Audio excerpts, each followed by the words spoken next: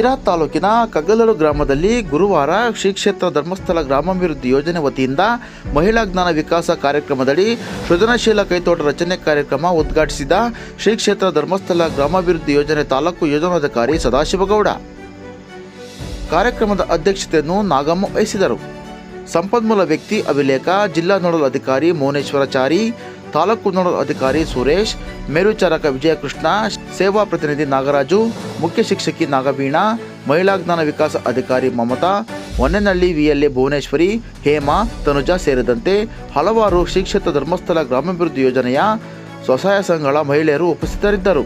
ಇದೇ ಸಂದರ್ಭದಲ್ಲಿ ಶ್ರೀ ಕ್ಷೇತ್ರ ಧರ್ಮಸ್ಥಳ ಗ್ರಾಮಾಭಿವೃದ್ಧಿ ಯೋಜನೆ ಯೋಜನಾಧಿಕಾರಿ ಸದಾಶಿವಗೌಡ ಸಸಿಗಳನ್ನು ವಿತರಣೆ ಮಾಡಿದರು. ಬಳಿಕ ಬೇವನಹಳ್ಳಿ ವಲಯ ಹೊನ್ನೆನಹಳ್ಳಿ ಕಾರ್ಯಕ್ಷೇತ್ರದ ಸ್ವಸಹಾಯ ಸಂಘಗಳಿಗೆ ಲಾಭಾಂಶ ವಿತರಣೆ ಮಾಡಿದರು. ಕೈತೋಟ ರಚನೆ ಬಗ್ಗೆ ಕೈತೋಟ ರಚನೆಯ ಬಗ್ಗೆ ನೀವು ಕಾರ್ಯಕ್ರಮವನ್ನು ಹಮ್ಮಿಕೊಂಡಿದ್ದೀರಿ. ಆತ್ಮೀಯರೇ, ಕೈತೋಟ ಯಾಕೆ ಬೇಕು? ಯಾಕೆ ಬೇಕು ಕೈತೋಟ ಅಂತೇಳಿದರೆ, ಪ್ರತಿಯೊಂದು ಮನೆಗಳಲ್ಲಿ ಅಲ್ಲ, ಅವರ ಅಂಗಳದಲ್ಲಿಯಾ, ಮನೆಯಲ್ಲಿ ಸ್ವಲ್ಪ ಜಾಗ ಇದೆ ಮನೆಯ ಪಕ್ಕದಲ್ಲಿ, ಅಥವಾ ಟ್ಯಾರೇಸ್ ಮೇಲೆಯಾ, ಅಲ್ಲ, ನಿಮಗೆ ಬೇಕಾದಂತಹ ಕೆಲವೊಂದು ತರಕಾರಿ ಗಿಡಗಳನ್ನು ಬೆಳೆಸ್ಬೋದು, ಅಲ್ಲ, ಉಪಯೋಗಕ್ಕೆ ಬರುವಂಥ ಕೆಲವು ಗಿಡಗಳನ್ನು ಬೆಳೆಸ್ಬೋದು, ಅಲ್ಲ, ಸರಿ ಅಲ್ಲ. ಒಂದು ಮನೆ ಅಂತ ಹೇಳಿದರೆ ಆ ಮನೆಗೆ ಬೇಕಾದಂಥ ತರಕಾರಿಯನ್ನು ಅವರೇ ರೆಡಿ ಮಾಡ್ಕೊಳ್ಬೇಕು, ಸರಿ ಅಲ್ವಾ?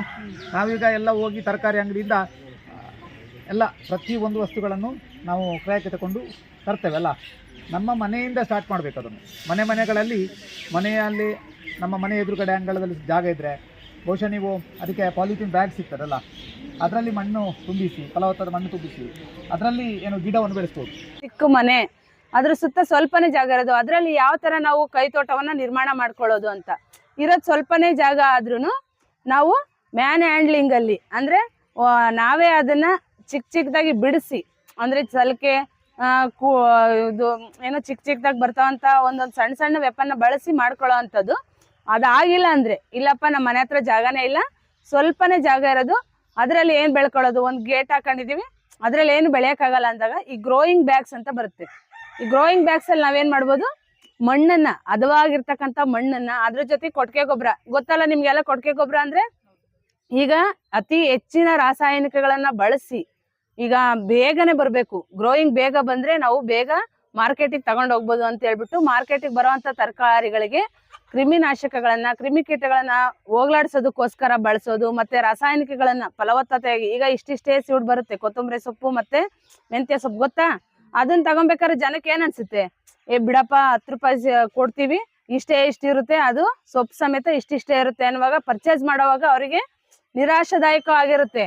ಅದಕ್ಕೆ ಅವ್ರೇನು ಮಾಡ್ತಾರೆ ಅಂದರೆ ಚೆನ್ನಾಗಿ ಬೆಳಿಬೇಕು, ಸೊಪ್ಪು ಉದ್ದುದ್ದ ಇರಬೇಕು, ದಟ್ಟವಾಗಿತ್ತಂದ್ರೆ ನೀವೇನು ಮಾಡ್ತೀರಿ, ನೋಡಿದ ತಕ್ಷಣ ಈಗ ತರಕಾರಿ ತಗೊಳಕ್ ಹೋದ ತಕ್ಷಣ ಕಣ್ಣೆದ್ರಿಗೆ ಇರೋದೇ ತಗೊಂಬಂದ್ಬಿಡ್ತೀರಾ? ಇಲ್ಲ ಅಲ್ವಾ? ಸಂತೆ ಪೂರ ಸರ್ಚ್ ಮಾಡ್ತೀರಾ, ಎಲ್ಲಿ ಚೆನ್ನಾಗಿರೋದು ಬಂದಿರುತ್ತೆ, ಎಲ್ಲಿ ಕಲರ್ಫುಲ್ ಆಗಿರೋದು ಮತ್ತೆ ಹೆಲ್ತಿ ಆಗಿರೋದು ನೋಡಿದ ತಕ್ಷಣ ಅಟ್ರಾಕ್ಟ್ ಆಗಬೇಕು. ಟೊಮೆಟೊನು ಇಷ್ಟಿಷ್ಟೇ ಇದ್ದು ಮೆತ್ತಗಾಗಿದ್ರೆ ನೀವೇನು ಮಾಡ್ತೀರಾ, 20 ರೂಪಾಯಿ ಕೆಜಿ ಕೊಡ್ತೀವಿ ತಗೊಳ್ರಿ ಅಂದ್ರೂ ಬೇಡ, 50 ರೂಪಾಯಿ ಟೊಮೆಟೊ ಮಾರ್ತಾ ಇರ್ತಾರೆ ಮಾರ್ಕೆಟಲ್ಲಿ, ನಿಮಗೆ ನಾವು 20 ರೂಪಾಯಿ ಕೊಡ್ತೀವಿ ತಗೊಳ್ರಿ ಅಂದ್ರೂ ನೀವು ತಗೊಳಲ್ಲ. ಯಾಕಂದ್ರೆ ಬೇಗ ಹಾಳಾಗ್ಬಿಡುತ್ತದು, ಯಾಕಂದ್ರೆ 2 ದಿನ ಬಾಳಿಕೆ ಬರೋವಂಥದ್ದನ್ನೇ ಹುಡುಕ್ತಾ ಹೋಗ್ತೀವಿ. ಅದ್ರ ಬದಲು ಈಗ ನಾವು ಮಾರ್ಕೆಟ್ಗೆ ಹೋಗೋ ಬದಲು ತರಕಾರಿನ, ಹಣ್ಣನ್ನ, ಹೂಗಳನ್ನ ತಗೊಳ್ಳೋದಕ್ಕೆ ಮಾರ್ಕೆಟ್ಗೆ ಹೋಗೋ ಬದಲಾಗಿ ನಮ್ಮ ಮನೆಯಲ್ಲೇ ನಾವೇ ವೈಯಕ್ತಿಕವಾಗಿ ಶ್ರಮ ವಹಿಸಿ ಉತ್ಪಾದನೆ ಮಾಡೋದನ್ನೇ ನಾವು ಕೈತೋಟ ಅಂತ ಹೇಳಿ ಕರಿತೀವಿ. ಮಾಡಿಸಿ ನಾವು ಫ್ರೀಯಾಗಿ ಮಾಡ್ಕೊಡ್ತೀವಿ. ನಿಮಗೆ ಪ್ರಿಂಟ್ಔಟ್ ಕೊಡ್ತೀವಿ, 40 ರೂಪಾಯಿ ಕೊಟ್ಟರೆ ಒಂದು ATM ಕಾರ್ಡ್ ಥರ ಒಂದು ಪ್ರಿಂಟ್ಔಟ್ ಕೊಡ್ತೀವಿ, ಅದನ್ನೊಂದು ಮಾಡಿಸಿ.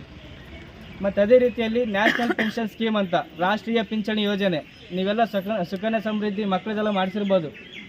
ಸುಕನ್ಯಾ ಸಮೃದ್ಧಿ ಯೋಜನೆ ಹೆಣ್ಮಕ್ಳಿಗೆ ಮಾತ್ರ ಅವಕಾಶ, ಅದು ಪೋಸ್ಟ್ ಆಫೀಸಲ್ಲಿ. ಅದೇ ರೀತಿಯಲ್ಲಿ ನಮಗೆ ದೊಡ್ಡವರಿಗೆ ನ್ಯಾಷನಲ್ ಪೆನ್ಷನ್ ಸಿಸ್ಟಮ್ ಅಂತೇಳಿ ಒಂದು ಸ್ಕೀಮ್ ಇದೆ ಸರ್ಕಾರದ್ದು. ನೀವು ಇವಾಗಿಂದ ಹೂಡಿಕೆ ಮಾಡಿದರೆ ನಿಮಗೆ 60 ವರ್ಷದ ನಂತರ ಸಂಬಳ ರೀತಿಯಲ್ಲಿ ಪೆನ್ಷನ್, ನೀವು ಇವಾಗ ವೃದ್ಧಾಪ್ಯ ವೇತನ ತಗೊಂತೀರಲ್ಲ, ಅದೇ ಥರ 18ರಿಂದ 39,000 ತನಕ ಪೆನ್ಷನ್ ತಗೊಂತೀರ ನೀವು. 18 ವರ್ಷ ಇರೋ ವ್ಯಕ್ತಿ ಪ್ರತಿ ತಿಂಗಳು 1,000 ರೂಪಾಯಿ ಕಟ್ಟಿ ಅಂತ ಹೋದರೆ ಅವನು 60 ವರ್ಷ ಬಂದಾದಮೇಲೆ ಒಂದು ತಿಂಗಳಿಗೆ 39,000 ರೂಪಾಯಿ ಪೆನ್ಷನ್ ತಗೊಂತಾನೆ. ಅದು ಗೌರ್ಮೆಂಟ್ ಎಂಪ್ಲಾಯಿನೂ ತಗೊಳ್ಳಲ್ಲ. ಆದರೆ ಈಗ ಒಂದು ತಿಂಗಳಿಗೆ 1,000 ರೂಪಾಯಿ ಕಟ್ಕೊಂತ ಹೋದ್ರೆ ಮಾತ್ರ ಅದು ಸಾಧ್ಯ ಆಗ್ತದೆ. 1 ರೂಪಾಯಿ ತಗೊಳ್ಳಲ್ಲ. ಕೆಲವು ತುಂಬ ಉದಾಹರಣೆಗಳಿವೆ. ಅದಕ್ಕೆ ಕೆಲವೊಬ್ಬರು ಹಾರ್ಟ್ ಅಟ್ಯಾಕ್ ಆಯಿತು, ಅವರು ಕೂಡ ಉಚಿತವಾಗಿ ಅದರಿಂದ ಲಕ್ಷಾಂತರ ರೂಪಾಯಿ ಕಟ್ಟಬೇಕಿತ್ತು ಅವರು ಉಚಿತ ಫ್ರೀಯಾಗಿ ಚಿಕಿತ್ಸೆಯನ್ನು ಪಡೆದಿದ್ದಾರೆ ಆಯುಷ್ಮಾನ್ ಕಾರ್ಡಿಂದ. ಇಲ್ಲಿ ಯಾರೆಲ್ಲ ಆಯುಷ್ಮಾನ್ ಕಾರ್ಡ್ ಮಾಡಿಸಿಲ್ಲ, ನಿಮ್ಮ ಮನೆಯವರಾಗಿರ್ಬೋದು, ನಿಮ್ಮ ಮಕ್ಕಳಾಗಿರ್ಬೋದು, ನೀವಾಗಿರ್ಬೋದು, ಎಲ್ಲರೂ ಪ್ರತಿಯೊಬ್ಬರು ಕೂಡ ಆಯುಷ್ಮಾನ್ ಕಾರ್ಡ್ ಮಾಡಿಸ್ಬೋದು.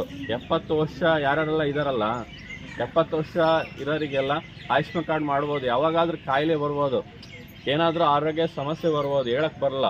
ನೀವು ಆಯುಷ್ಮಾನ್ ಕಾರ್ಡ್ ಮಾಡಿಸಿದ್ರೆ ಫ್ರೀಯಾಗಿ ಚಿಕಿತ್ಸೆಯನ್ನು ಪಡಿಬೋದು ನೀವು. ಓಕೆನಾ? ತುಂಬ ಉದಾಹರಣೆಗಳೇ ಇದೆ, ಆಯಿತಾ? ಆಯುಷ್ಮಾನ್ ಕಾರ್ಡ್ ಒಬ್ಬರು ನಮ್ಮ ಫ್ರೆಂಡ್ ಕೂಡ ಆಯುಷ್ಮಾನ್ ಕಾರ್ಡ್ ಮಾಡಿಸಿದ್ದಾರೆ, ನಮ್ಮ ಯೋಜನೆಯಲ್ಲೇ ಮಾಡಿಸಿದ್ದಾರೆ. ಅವರಿಂದ 1 ರೂಪಾಯಿ ಕಟ್ಟಿಸಿಲ್ಲ. ಆಯುಷ್ಮಾನ್ ಕಾರ್ಡ್ ಮಾಡಿಸ್ಕೊಂಡು ಹೋಗಿ ಅವ್ರ ಅಪ್ಪಾಜಿ ಸಾಧಾರಣ ಎಷ್ಟೇ ದುಡ್ಡಿದ್ರೂ ಆಯುಷ್ನ ಕೊಂಡ್ಕೊಳ್ಳೋಕ್ಕೆ ಸಾಧ್ಯನೇ ಇಲ್ಲ. ಆರೋಗ್ಯ ಸರಿ ಇದ್ರೆ ಆಯುಷ್ ಗಟ್ಟಿಯಾಗಿರುತ್ತೆ. ಆರೋಗ್ಯ ಸರಿ ಇರಬೇಕು ಅಂತಂದ್ರೆ ನಿಮ್ಮ ಅಡುಗೆಯಲ್ಲಿ ಪ್ರತಿದಿನ ಜೀನಿ ಗಾಣದ ಎಣ್ಣೆ ಬಳಸಿ. ಜೀನಿ ಗಾಣದ ಕಡಲೆಕಾಯಿ ಎಣ್ಣೆ, ಕೊಬ್ಬರಿ ಎಣ್ಣೆ ಎಲ್ಲ ಮೆಡಿಕಲ್ ಶಾಪ್, ದಿನಸಿ ಅಂಗಡಿ ಹಾಗೂ ಸೂಪರ್ ಮಾರ್ಕೆಟ್ಗಳಲ್ಲಿ ಲಭ್ಯ.